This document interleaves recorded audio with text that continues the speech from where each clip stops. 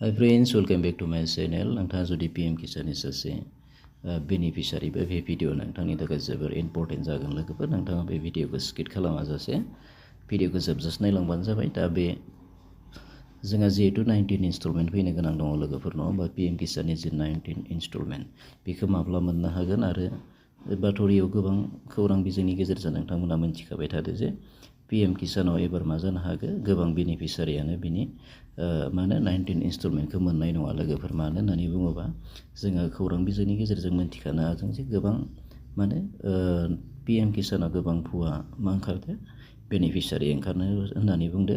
आसामावनो गोबां लाख लाख बेनिफिशियारिफोरा भुवा बेनिफिशियारि ओंखारदो। खौरां बिजोंनि गेजेरजों बिथांमोनखौ जायफोरा भुवा बेनिफिशियारि बिथांमोना मा खालामनांगोन, गावबा गावनि जि इनस्टलमेन्ट सिगांनिफ्राय लाबोनाय बेखौ रिफान्ड खालामनो थाखाय गभर्नमेन्टआ खावलायबाय थादों। आरो जुदि रिफान्ड खालामाब्ला बिथांमोनखौ मा खालामनाय जागोन, हमनाय जागोन, जेलनि साजा होनाय जागोन होननानै खौरां बिजोंनि गेजेरजों नोंथांमोना मोननो हाखाबाय थादों, नङा होमबा? दा जियानो जा जि 19 इनस्टलमेन्ट लोगोफोर, दा बेखौ मोननायनि सिगां नोंथाङा जुदि PM किसाननि रियेल बेनिफिशियारिबा, नङा होमबा, नोंथाङा मा खालामनांगोन, नोंथांनि जि नोंथाङा गावबा गावनि स्टेटासखौ नायनो हागोन। नैयाव थांनानै PM किसाननि जि अफिसियेल वेबसाइट, बेयाव थांनानै नो इउर स्टेटासआव थांनानै नोंथाङा गावबा गावनि मा खालामनो हागोन, स्टेटासखौ नायनो हागोन आरोना। बेयाव रेजिस्ट्रेसन होदो, रेजिस्ट्रेसन नाम्बारखौ फिलआप खालामनांगोन। बेनि उनाव केपसा क'डखौ होनानै गेट OTP होगोन। नोंथांनि जि रेजिस्ट्रेसन मबाइल नाम्बार दङ बेयाव OTP मोनसे थांगोन आरो बे OTPखौ फिलआप खालामनाय लोगो लोगोनो नोंथाङा नोंथांनि जि रेजिस्ट्रेसन बेखौ मोननो हागोन लोगोफोर। अके, आरो स्टेटासखौ मिन्थिनो हागोन आरो दा बेवहाय नोंथांनि जि लेन्ड सिडिंआ थिगै दंना गैया, आदार बेंक एकाउन्ट, आदारजों बेंक एकाउन्टआ सिडिं जादोंना जायाखै, बा EKYC स्टेटासआ थिगैनो दंना गैया बेखौ मिन्थिनो हागोन लोगोफोर। अके, दा बेबायदिनो जायफोरना जुदि बे मोनथामबो, अर्थात लेन्ड सिडिं, आदार बेंक एकाउन्ट सिडिं, EKYC स्टेटासआ जुदि क्लियारै दङबाथाय नोंथाङा बेनि 19 इनस्टलमेन्टखौ मोननो हागोन लोगोफोर। अके, दा बेनि अनगायैबो जायफोरा गावखौनो जुदि भुवा बेनिफिशियारि होननानै साननानै लादों, नोंथाङा जुदि लेन्ड सिडिं बा गुबुननि हा होनानै लेन्ड सिडिं खालामदो, आधार कार्ड बेफोरबायदि आरो मथ'थे गावखौनो जुदि भुवा बेनिफिशियारि होननानै साननानै लादों, नोंथाङा जुदि बेयाव थांनानै आरोना भलेन्टारि सारेन्डार अफ PM किसान, बेयाव थांनानै नोंथाङा गावनि जि बेनिफिशियारि बेखौ नोंथाङा सारेन्डार खालामनो हागोन लोगोफोर। अके, बेयाव थांनानै सारेन्डार खालामहैनो हागोन आरोना। आरो जुदि थाबैनो सारेन्डार खालामनानै लायोबा मोजां, जिहेतु खौरां बिजोंनि गेजेरजों खौराङा जोंना भाइरेल जागासिनो दङ जे आसामनि जि चिफ मिनिस्टार बिथाङा आसामाव गोबां लाख लाख दङ भुवा बेनिफिशियारि, PM किसाननि बेनिफिशियारि थानायनि खौरांखौ बाथरिनि गेजेरजों मोननो हाखाबाय थादों गासिबो, नङा होमबा?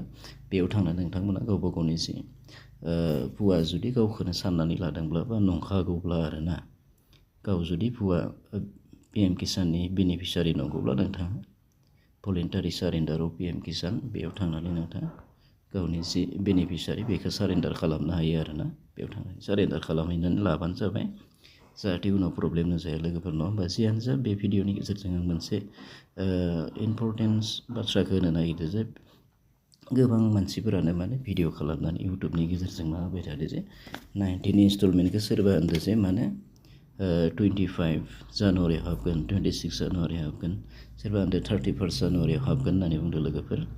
दा बे नङा लोगोफोर, दासिमबो बेनि जि रियेल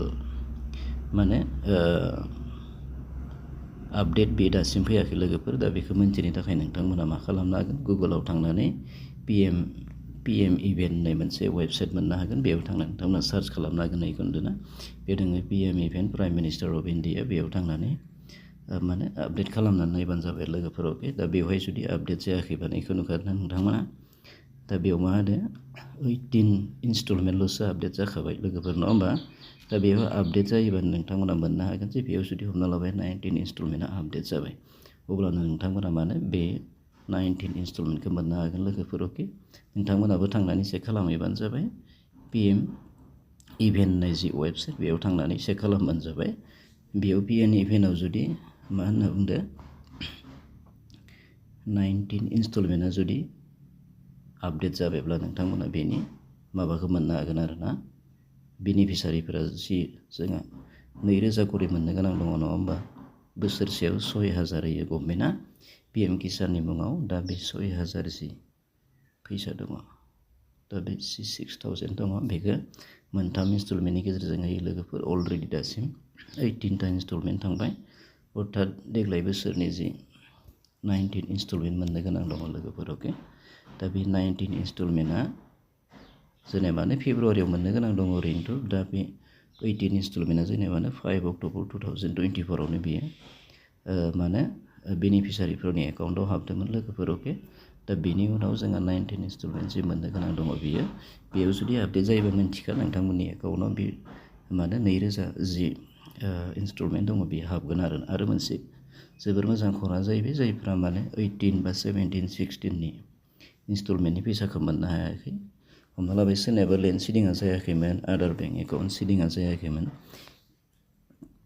EKYC स्टेटासा जायाखैमोन लोगोफोर अके दा नोंथांमोना जुदि बे क्लियार जाबायबा बा आपडेटआ जाजोब्बायबा नोंथांमोना खेबसेनो मा मोननो हागोन मोननै मोनथाम इनस्टलमेन्टनि फैसाखौ जयै मोननो हागोन लोगोफोर सोरबाया 6000 मोनगोन सोरबाया 8000 10000 12000 बेफोरबायदिबो मोननो हागोन लोगोफोर अके जुदि नोंथांनि लेन्ड सिडिं आदार बेंक एकाउन्ट सिडिं EKYC बेयो जुदि क्लियार जाबायबा आरो अके दा जियानो जा जायफोरा जुदि क्लियार जायाखै नोंथाङा खाथिनि CSC सेन्टाराव थांनानै मा खालामहैनो हागोन बेखौ चेक खालामहैबानो जाबाय जुदि जायाखैबा बेखिनिखौ खालामनानै लाबानो जाबाय लोगोफोर अके थेंक इउ फर वाचिं दा बेफोरबायदि इनफरमेटिभ भिडिअस मोनबाय थानो थाखाय नोंथाङा जुदि चेनेलाव गोदानै फैदोंबा चेनेलखौ साबस्क्राइब खालामना लाबानो जाबाय लोगोसे जब रिलेटेड भिडिअसफोर मोनबाय थानो थाखायबो बे चेनेलावनो मोननो हागोन नोंथाङा बे चेनेलखौ साबस्क्राइब खालामना लाबानो जाबाय अके गोदानै फैदोंबा आरो लोगोसे कमेन्ट खालामबानो जाबाय सोर थारमाने 18 इनस्टलमेन्ट 17 इनस्टलमेन्टखौ मोनखांखो बा मोनाखै 19 इनस्टलमेन्टखौ सोर मोननो गोनां दङ अके कमेन्ट खालामबानो जाबाय आरो अके